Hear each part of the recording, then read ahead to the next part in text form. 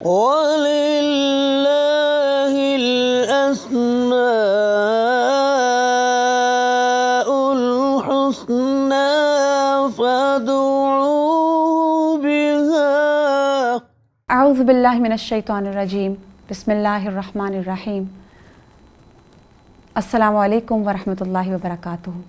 ناظرین، اللہ سبحانہ تعالیٰ کا ایک اور خوبصورت نام الحی القیوم، اس پر بات کرنے کے لیے آج میرے ساتھ ہیں سعدیہ فرحان۔ ناظرین، اللہ سبحانہ تعالیٰ کا یہ نام 3 مقامات پر جڑواں بیان ہوا ہے۔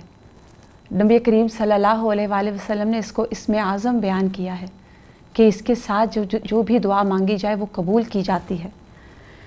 الحی صفت حیات کو ثابت کرتی ہے، اور القیوم اللہ سبحانہ تعالیٰ کی قائم رہنے والی صفت کو ثابت کرتی ہے۔ ایسا وجود جس کو کوئی فنا نہیں، ایسا وجود جس کو نہ کبھی کوئی زوال آئے گا، ایسا وجود جس کو نہ کبھی کسی کی ضرورت تھی، نہ ہے اور نہ ہی ہوگی۔ القیوم جو خود بھی قائم ہے اور مخلوق کو بھی تھامے ہوئے ہے۔ جی سعدیہ، آپ اس کے بارے میں کیا کہیں گی؟ جی، بڑی خوبصورت اور پرفیکٹ صفات ہیں اللہ سبحانہ و تعالیٰ کی، یہ کہ اللہ زندہ ہے، ہمیشہ سے زندہ ہے، نہ اسے زوال ہے، نہ اس نے فنا ہونا ہے۔ اور پھر یہ جو اللہ تعالیٰ کا نام الحی ہے نا، یہ بیسکلی انڈیکیٹ کرتا ہے اللہ تعالیٰ کی ذاتی صفات کو بھی۔ السمیع ہے، البصیر ہے، العلیم بھی اس میں آ جاتا ہے۔ اور القیوم جو ہے وہ ہمیشہ قائم رہنے والا اور قائم رکھنے والا، تو بیسکلی یہ ایک انسان کی محتاجی کو بھی ظاہر کرتا ہے۔ آپ یہ دیکھیں، عرش ہو، آسمان ہو، زمین ہو، حیوانات، سب کو قائم رکھے ہوئے ہے۔ ایک چھوٹی سی بات ہے، ذرا سوچیے کہ آسمان جس کو اللہ تعالیٰ نے تھاما ہوا ہے کہ وہ ہل نہ جائے، اگر اللہ تعالیٰ اس کو نہ تھامے تو میں اور آپ کیا اس کو ہلنے سے روک سکتے ہیں؟ اور پھر آپ دیکھیں کہ ہر لمحے اتنے انسان پیدا ہو رہے ہیں، کتنے لوگ فوت ہو رہے ہیں، جانور ہیں، پتے گر رہے ہیں، کوئی ایسی مشین ہے جو ان کو گن سکے؟ اور پھر نیکڈ آئے تو کئی ایسے کیڑے مکوڑوں کو دیکھ ہی نہیں پاتی جن کو اللہ تعالیٰ پیدا کرتے ہیں، اور وہ کائنات میں اپنا ایک کام کرتے ہیں اور اس کے بعد وہ مر جاتے ہیں۔ اور پھر اس کے بعد پھر یہ چیونٹیاں کتنی رفتار سے ہمیں نظر آتی ہیں اور کتنی ہر روز مرتی ہیں، لیکن ان کو گننا پاسبل ہی نہیں ہے۔ انسان کو دیکھ لیں، لائف ایک مسٹری ہے، وہ روح کا آنا جانا، انسان کتنا بے بس ہے نا کہ نہ روح ڈال سکتا ہے، نہ روح کو نکال سکتا ہے۔ اور اس کے بارے میں سوال بھی کیا، یسألونک عن الروح، تو اللہ تعالیٰ نے فرمایا کہ بس اس کے بارے میں مجھ سے سوال نہ کرو، یہ اللہ کا حکم ہے۔ تو یہ دونوں نام ہماری کتنی عاجزی کو ظاہر کرتے ہیں۔ بہت ہی پیاری آپ نے سعدیہ اس کی ایکسپلینیشن کی، اور آپ کی ان باتوں سے تو مجھے کچھ یاد آ گیا کہ آج سے آئی تھنک 2003 کی بات ہوگی۔ میں، میرے ہسبینڈ، میری بیٹی چھوٹی تھی تب، اور ہم گھر واپس آ رہے تھے، اور راستے میں ایک بہت ہی سیویئر روڈ ایکسیڈنٹ ہوا۔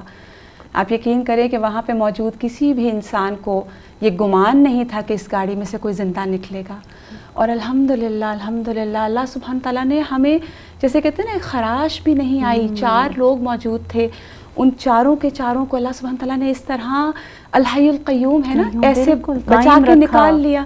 اور پھر اس کے بعد آپ یقین کریں، جب میں گھر آئی تو میں ایک ہی بات سوچ رہی تھی کہ میری زندگی میں نہ نماز ہے، نہ روزے ہیں، نہ میرا دین کی طرف کوئی رجحان ہے۔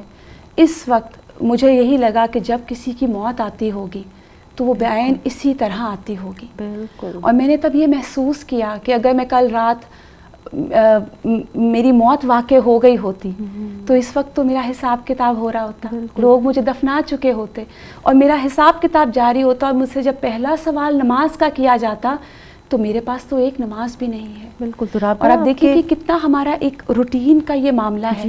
اور میں نے اس وقت اس صفت الحی القیوم کو محسوس کیا، اور ابھی آپ نے جب یہ بات کی تو میں تو بالکل اسی ٹائم میں چلی گئی کہ اللہ سبحانہ تعالیٰ نے چونکہ میری زندگی رکھی تھی، اور اللہ چاہتے تھے کہ یہ زندگی ایسے نہیں گزارے گی، اس کو اس طرح زندگی گزارنی ہے، تو وہ اللہ سبحانہ تعالیٰ نے بظاہر تو وہ ایک روڈ ایکسیڈنٹ تھا، لیکن اس میں اللہ تعالیٰ نے پہلے گرایا، ہلایا، اور پھر قائم کر دیا اور کھڑا کر دیا۔ القیوم جیسے قائم خود بھی ہے اور قائم کرنے والا بھی ہے۔ تو بیسکلی الحی والقیوم سے سمجھ آتی ہے کہ اس سے ہمیں اپنی حیثیت کا بھی پتہ چلتا ہے، دنیا کی حقیقت کا بھی پتہ چلتا ہے کہ یہاں پہ ہمیشہ آپ نے نہیں رہنا، لوٹ کے واپس جانا ہے۔